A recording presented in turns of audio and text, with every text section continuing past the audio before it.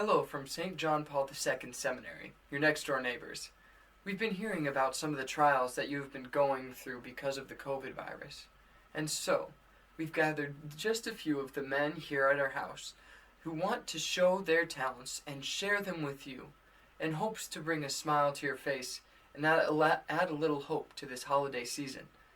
Our first man, John Anderson, will be playing the piano in a piece that he composed himself, in which he actually improvs most of the music that you'll hear. It's a very beautiful piece. He's a seminarian from Baltimore. Please enjoy John Anderson's piano piece.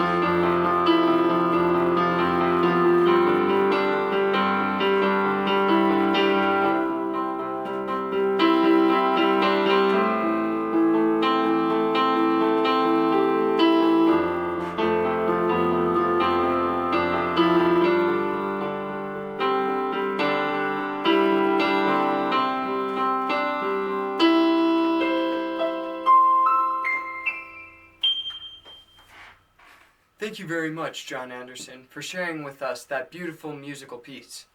Up next, we have a story for you. This story was written and told by Marcus Lloyd, a seminarian studying for the Archdiocese of Washington. In this story, he'll take you on an exciting sea adventure. So strap in as we listen to The Fa Bear Bounty. The Fa Bear Bounty. Last time I was with you, I told you about my peculiar origins and my first glimpse into the world of a drowned man.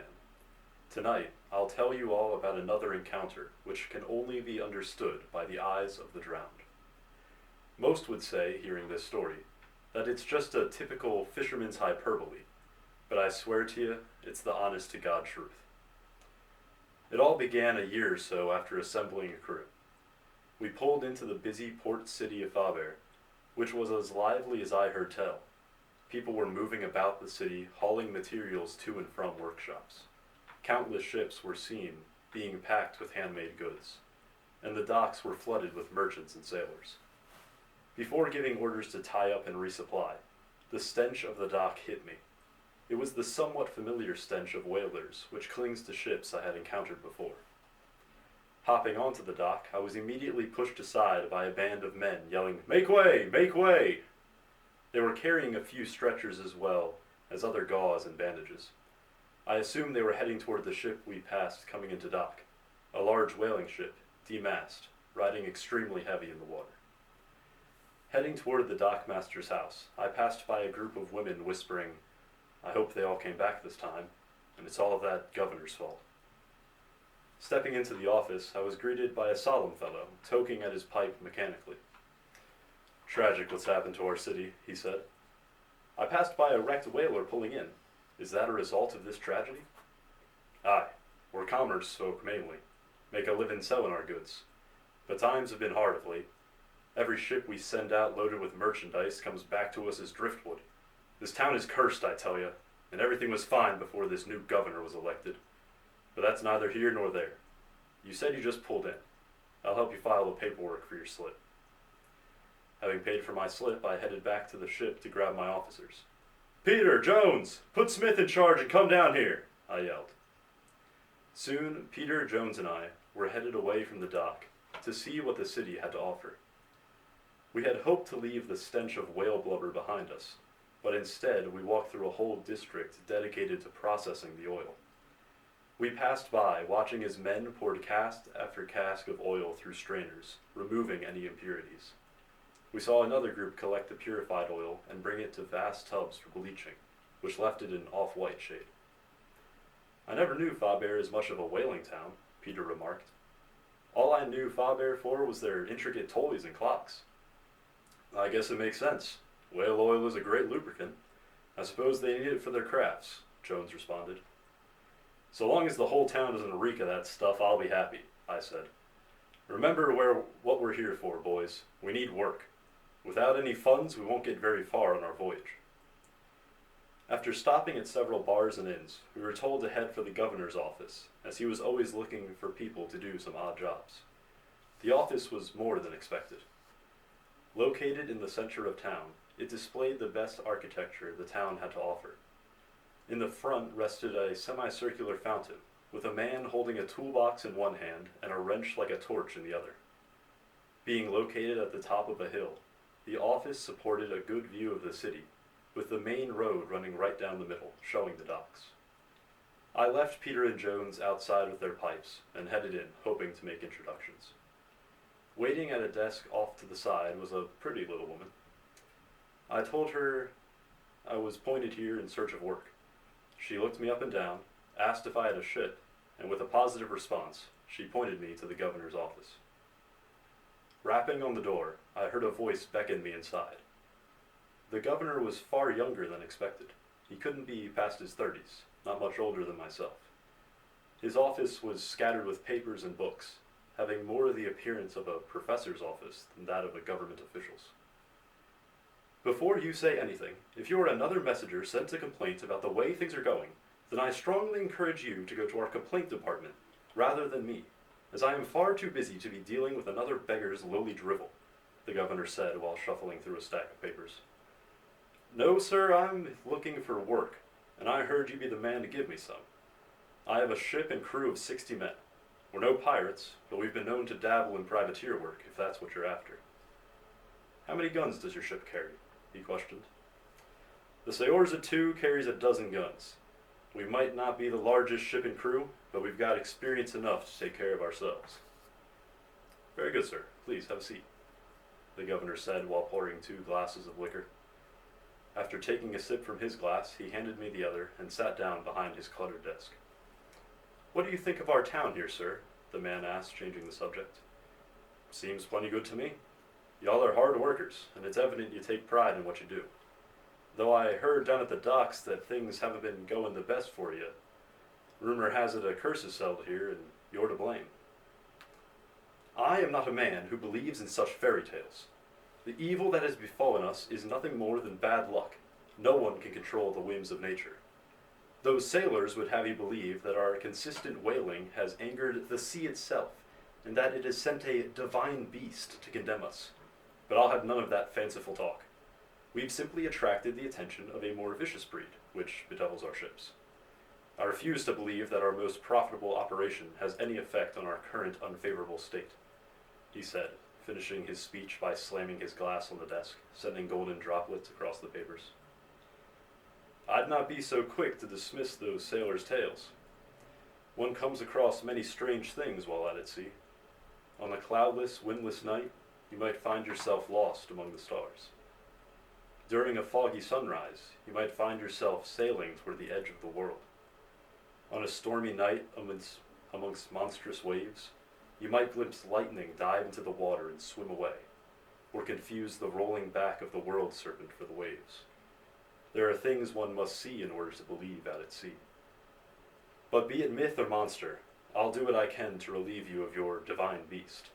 What exactly am I dealing with? With a glimmer of disbelief in the man's eye, he provided me the information.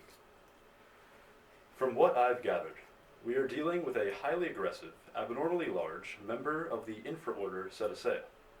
Given its reported size, I originally thought it to be a member of the Rorqual family, but differing reports imply it to be a member of the Physterdae family. You seem lost. I'm a sailor, sir, not a cetologist. And yet you know the name of the study. Curious. Well, let me begin again in layman's terms. With the varying reports I've received, it's hard to tell if we are dealing with a blue whale, due to its reported size, or a sperm whale, as there are accounts of the specimen crushing boats in its jaws, something only a toothed whale could achieve. If we are to believe both the rumors of size and avarice, we may conclude this to be some new species that outclasses both in size and avarice. You want me to kill a whale? Great. How much do I get paid? Considering you would be reuniting us with our trade lines, you will be handsomely rewarded. And so we have our quest. Hunt down the Attila of Faber, the beast sailors have come to know as Morphil. Stepping out of the governor's office, I collected Peter and Jones and asked if they'd ever gone whaling before. Replying in the negative, we headed back to the oil processing district in order to purchase supplies. Loaded with dozens of harpoons and several cables of rope, we loaded up the Seorza II and left the dock. It was a fine day for sailing. Clear skies, strong winds, and boosted morale with the hope of a payday. We sailed into the night with double the watchmen, each hoping to win the 10 denarius bounty for spotting the first blow. I retired to my cabin that night with a plug of rum and the orders to wake me should any whale sightings occur. That night I dreamed of the sea, of that dark, fathomless depth one sees in those strange twilight times. I was plunged into the abyss, surrounded by nothingness, fighting, clawing my way to the surface. But it was no use. There was no up anymore. There was only darkness and the cold. In the distance I heard a low, moaning rumble, and my chest reverberated from that deathly bass. I woke in a cold sweat to the sound of the bell calling all hands on deck, as a blow was spotted, hot water erupting like a geyser in the moonlight. The ocean was choppy, marbled with foam as the winds blew stronger and clouds gathered overhead. Speckled with pale green light, bioluminescence mixed into the tides, turning a once familiar sea into a strange and alien world. Following the outstretched hand of the boy 10 denarii richer, I spotted our quarry. A dark blot in the sea, half the length of a cable, could be seen rapidly crossing the horizon. "Looks like we'll be hunting in the dark, men," I cried to the crew, taking my place at the quarterdeck. "Get all our lanterns lit. I'll not be losing anyone due to stumbling around in the dark." The ship aglow from soft fluttering flames, the beast turned hard to port, making a straight shot toward us. Gathering bioluminescence as she came, she went from the daughter of darkness to a goddess of light, leaving neon green streaks in her wake. As she drew closer, she seemed to haul the storm behind, bringing maelstrom winds and stinging rain. "Get ready, boys. She'll be on top of us in any minute. When I give the word, you let her have it. We'll not survive a long fight with this beast, so the sooner she's bleeding, the sooner she'll die." We were currently riding on a starboard tack, cutting deeply into the waves. I ordered the cannons to be loaded and a dozen harpoons to be prepared on the bow. Watching Morphil closely, my sixth sense screaming danger, I ordered the men to prepare to tack. Speaking to Peter, our gunner, I had the gun crew ready on the starboard side, with the orders to aim at her fins. Charging at us at 60 knots, I ordered to tack as she breached the water, rocketing 100 feet higher than our 100-foot mast. Halfway through our tack, she peaked and began to list toward our starboard side. Fire! With the recoil of 6 12-pound guns, we completed our tack and punched half a dozen holes through her fins. As she struck the water, lightning and thunder crashed, trying to match her in power and terror. She missed us by a yard, creating a wave, pushing us away. Lacking the distance for the necessary speed to breach and crush us, she decided to ram. Rounding our stern, she headed for our port side. I ran amidship, waiting for the moment to send the whale iron flying. Peter gave the orders to fire at will, creating a chorus of explosions. As Morphil grew closer, she opened her jaws, revealing several rows of man-sized ivory, stained red and glowing softly. Aiming for her open mouth, we filled it with blood, one of her teeth crashing onto deck, nearly taking out a cannon. The closer she came, the more we made her regret it, and with a final shot to her tongue, she turned parallel to the ship, preparing to recover before making another attack. Not letting her get off easily, I screamed, "Give it to her!" And on my command, a dozen harpoons from the bow plunged into her flesh, one gouging straight into her eye. Recoiling in pain, she turned away, rocking our ship with a brush of her tail. Having been thwarted in both assaults, she began to dive. The dozen cables of rope attaching us to the beast began to carve notches into the rails, smoking from the friction. While the danger from Morphil had abated, we still had the storm to face. Having harmed her daughter, the sea began to punish us. Water spouts appeared all around, lightning pealed, and colossal waves threatened to capsize us. Luckily, we had rope enough not to be towed into the deep, and maneuverability enough not to be crushed by rogue waves. Attached to the beast, the fighting changed pace. It was no longer a matter of dodging attacks. It was now a battle of endurance. Who would falter first? Morphil to our cannons, or us to the storm? She dragged us near tornadoes, hurled us into rogue waves, and begged the lightning to smite us. We lost men who fell overboard to the waves, but the lines were never cut. Whenever she'd surface, we'd give her the cannons, concentrating fire on her fins or head, hoping to cripple her or kill her on the spot. We kept going like that for what felt like an eternity. There was only us and Morphil, the sea's daughter, and those who would conquer the sea. She towed us along for hours, pulling us away from the storm and into calmer waters. The ocean, churning with blood, became purple as it mixed with the green luminescence. A violet sea, mourning her daughter. We must have waited for hours for Morphil to resurface. With lungs the size of frigates, it's no surprise. But when she did, she was clearly defeated. The storm left behind us, and the sun rising in front of us, we watched as Morphil swam, circling her tomb. She had started her flurry, and began tightening the circle. In the rose light of dawn, we saw her more clearly than before. In the night, she glowed like a ghost, desiring our lives. But in the sun, she swam, bloodied, desiring her own.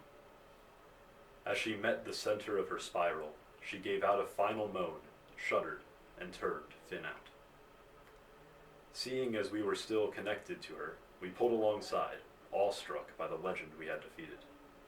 I began to consider towing the Leviathan back to Faber, both providing proof for the bounty and extra payment in her oil.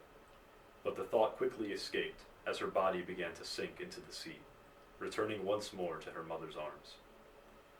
Hoping the tooth that landed on deck would act as proof, I had us cut free and gave the orders to make way for Faber. We sailed back that day mystified by our experience and proud of our success. The governor was satisfied with our return as proof, and paid enough to fund our voyage for several years. I gave the ivory to the town, and to this day it has become a monument at the docks, scrimshawed with our tale, and commemorating the 13 who lost their lives in the fight. Some folk deny we ever fought some 300-foot beast, and dismiss the ivory as some unique stone. But I leave you all to decide for yourselves whether or not there's any truth in my tale. Some don't have the eyes to see the secrets of this world, but to those who have drowned and yet see, This world's secrets are open for them to discover. Thank you very much, Marcus Lloyd. Truth be told, that is one of my favorite stories that I have ever heard, whether from a professional author or a novice. Up next, we will be having Michael Moore, a seminarian studying for the Archdiocese of Baltimore, performing a classic. He will be singing If I Were a Rich Man from the musical Fiddler on the Roof. Dear God, you made many, many poor people. And I realize, of course, it is no shame to be poor. But it's no great honor either. So what would have been so terrible, huh? If I had just a small fortune. If I were a rich man.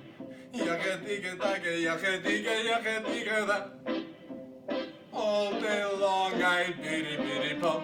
If I were a wealthy man, I wouldn't have to work hard.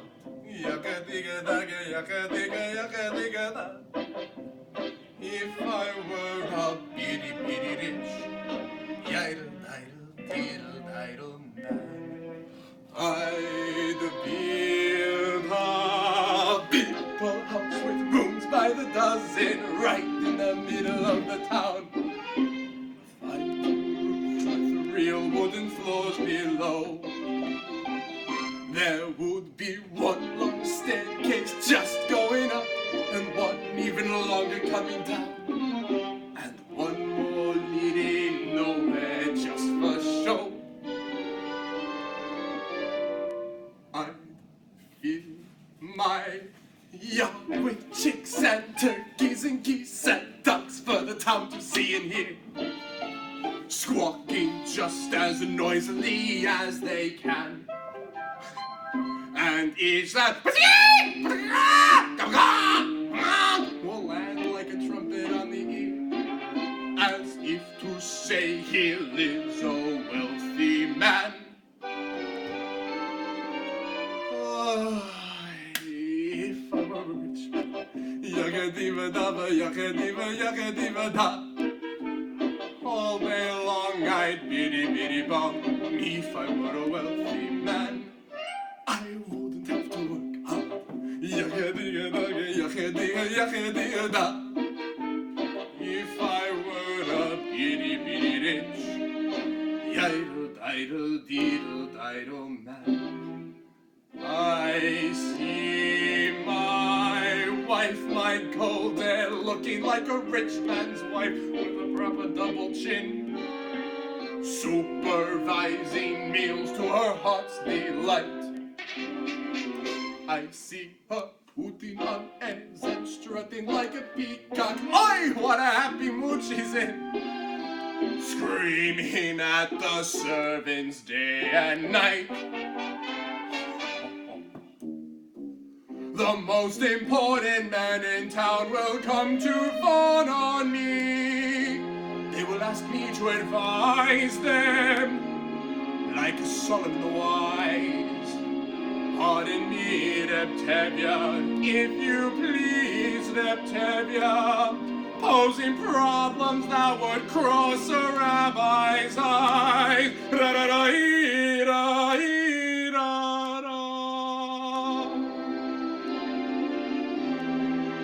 And it won't make one bit of difference if I answer right or wrong. When you're rich, they think you really know. If I were rich, I'd have the time that I lack to sit in the synagogue and pray. He'd have a seat by the eastern wall,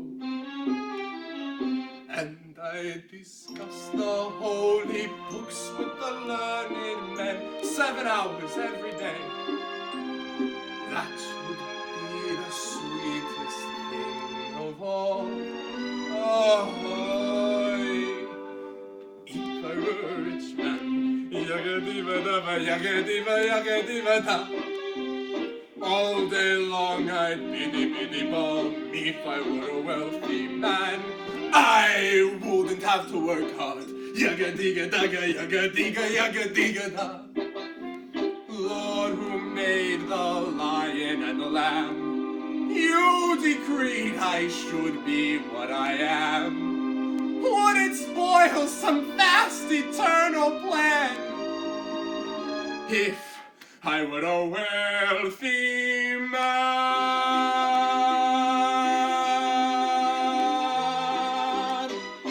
Oi. Thank you, Michael Moore. Here at St. John Paul II Seminary, we have a choir that usually prepares music for either special feast days or special events going on around. Since COVID has happened, we haven't been able to do special events so much. But we have still continued to do our best to bring beautiful music to the liturgy. This year, we worked on a piece called O Gloriosa Virginum, which we performed at one of our masses. Here it is now. O gloriosa Virginum, sublimis intersidera, qui te creavit parvulum, latente nutris ubere.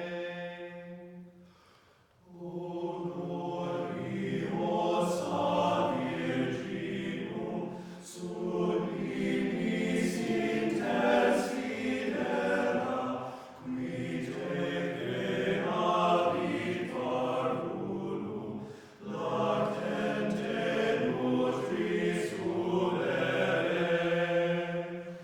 Quod eratis is absurdit, tu regis a mortem inde, intertutas travebides, celis et gloriis cardines.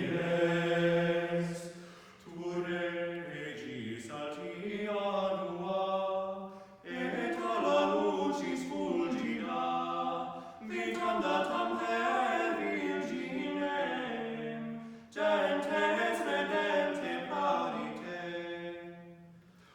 Iesus tibi sit gloria, qui natus est Virgine, cum pater amos spiritu, in sempiterna saecula.